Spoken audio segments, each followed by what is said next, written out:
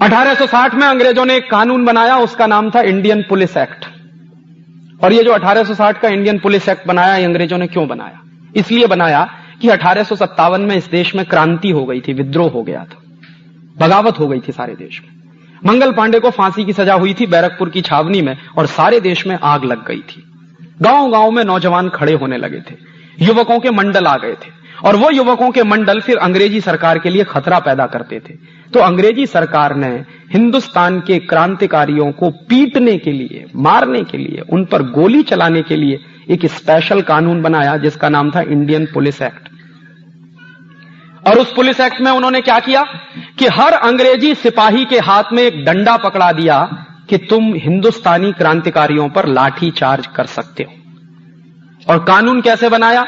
कानून ऐसे बनाया कि हर अंग्रेजी पुलिस ऑफिसर को, हर अंग्रेजी सिपाही को हिंदुस्तान के क्रांतिकारियों पर लाठी चार्ज करने का अधिकार होता था, जिसको तकनीकी भाषा में मैं कहता हूं कि हर अंग्रेज ऑफिसर को राइट टू ऑफेंस था, लेकिन पिटने वाले को राइट टू डिफेंस नहीं था।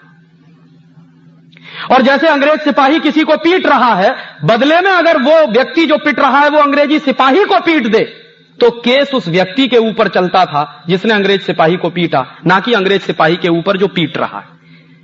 इसी को तकनीकी भाषा में कहते हैं कि हर अंग्रेज को राइट टू ऑफेंस था, लेकिन पिटने वाले को राइट टू डिफेंस नहीं था। और इस काम के लिए अंग्रेजों ने हर सिपाही के हाथ में डंडा पकड़ा दिया, और उस डंडे के बाद इस देश में दनादन लाठी चार्ज होना शुरू हो गया। और जो कानून अंग्रेजों ने बनाया था 1860 में, वही कानून आज भी चल रहा है इस देश में। और आपको शायद मालूम नहीं होगा कि हिंदुस्तान का हर कांस्टेबल हाथ में डंडा लिए क्यों घूमता है। ये हिंदुस्तान के हर कांस्टेबल के हाथ में डंडा किसने दिया? कानून कौन सा है जो हाथ में वो डंडा लेके घूमता? वो कानून अंग्रेजों के जमाने का है, 1860 का। और वो डंडा क्यों दिया? ताकि हिंदुस्तानी लोगों को पीटो, अपने ही भाइयों को पीटो। हमारे बहुत सारे लोग अंग्रेजी सरकार में नौकरी करते थे, अंग्रेजी पुलिस में नौकरी करते थे, तो हिंदुस्तानी अधिकारियों से हिंदुस्तानियों को पिटवाते थे अंग्रेज। अंग्रेज ऑफिसर बाद में आते थे, पहले हिंदुस्तानी भाइयों को पीटते थे। और यह दृश्य मैं मान सकता हूं कि 1860 में चलता होगा, जब यह देश गुलाम होगा अंग्रेजों का। आज आजादी के 50 साल के बाद भी अगर वही दृश्य हमको देखने को मिले, तो कैसे मैं मानूं कि यह देश आजाद हो गया? और इसी 1860 के इंडियन पुलिस एक्ट के आधार पर, क्योंकि हर अंग्रेजी पुलिस ऑफिसर को राइट टू ऑफेंस होता था और मरने वाले को राइट टू डिफेंस नहीं होता था, इसी आधार पर गोली कांड हुआ था 13 अप्रैल 1919 को जलियांवाला बाग में।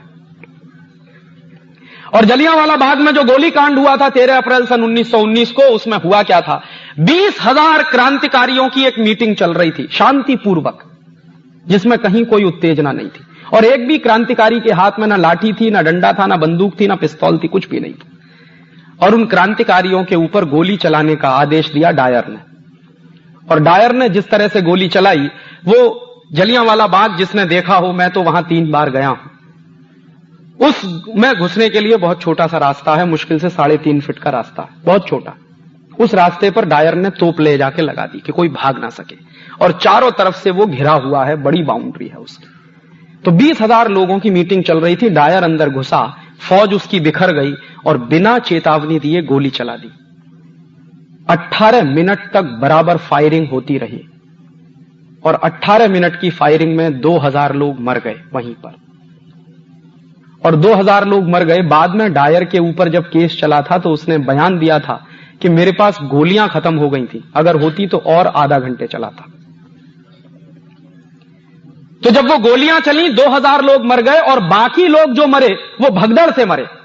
जो बच गए वो कुएं में कूदे जान बचाने के लिए, और कुएं में कूदे तो वहां मरे। और उन गोलियों से मरने वाले लोगों के जो दृश्य होते थे, इतने भीवत्स तरह से लोगों को मारा है उन्होंने, इतनी नृशंसता से, इतने क्रूर कृत्यों से उन्होंने मारा लोगों को। बाद में डायर के ऊपर जब केस चला, तो डायर बाइज्जत बरी हो गया, उसको फांसी की सजा नहीं हुई। क्यों नहीं हुई?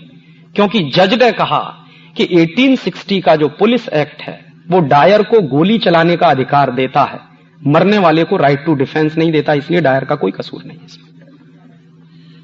और डायर को ना सिर्फ छोड़ दिया गया बल्कि उसको लंदन में बड़े भारी सम्मान के साथ एक उपाधि दी गई थी।